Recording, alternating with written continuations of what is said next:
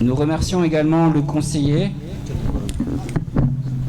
sans oublier les membres de l'Église, ainsi que tous les membres présents et présentes, même celles qui n'appartiennent à aucune religion ou aucune croyance. Chers invités, permettez-moi d'aborder dès le début de mon discours l'objectif de cet événement qui découle de notre vision du monde. Nous savons tous que les êtres humains sont différents que par leur apparence.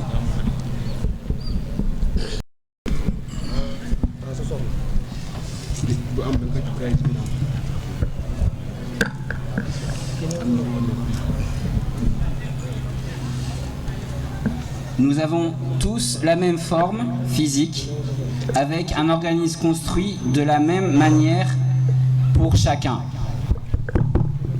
Le sang qui coule dans nos veines est rouge pour chacun. Le cœur est unique pour chaque personne. L'estomac et les autres organes du corps sont les mêmes pour tous les êtres humains, qu'ils soient blancs ou noirs, africains, européens ou autres. De même, en ce qui concerne la raison et l'intelligence, nous sommes tous égaux. Ce qui nous différencie de notre niveau d'éducation. Il est donc du devoir de chacun de participer à la construction d'une société où l'éducation et les bonnes habitudes sont répandues. Le monde d'aujourd'hui a plus que besoin de stabilité et de paix. Et dans ce sens, notre guide Cheikh Ahmadou Bamba Khadimou Rassoul a accompli un travail extraordinaire.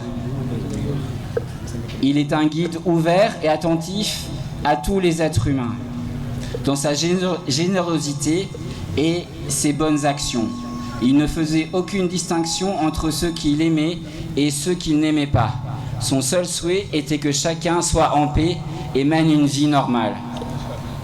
Il est recommandé également à tous et toutes ses disciples de ne jamais faire aux autres ce que nous ne voudrions pas qu'ils nous fassent. Et de nous comporter envers les autres comme nous voudrions qu'ils se comportent envers nous. Il est recommandé à ses disciples de respecter les animaux, car pour lui, leur exigence dans ce monde n'est pas une coïncidence. C'est la volonté de Dieu qui les a créés dans un but bien précis. Il est recommandé également de respecter la nature.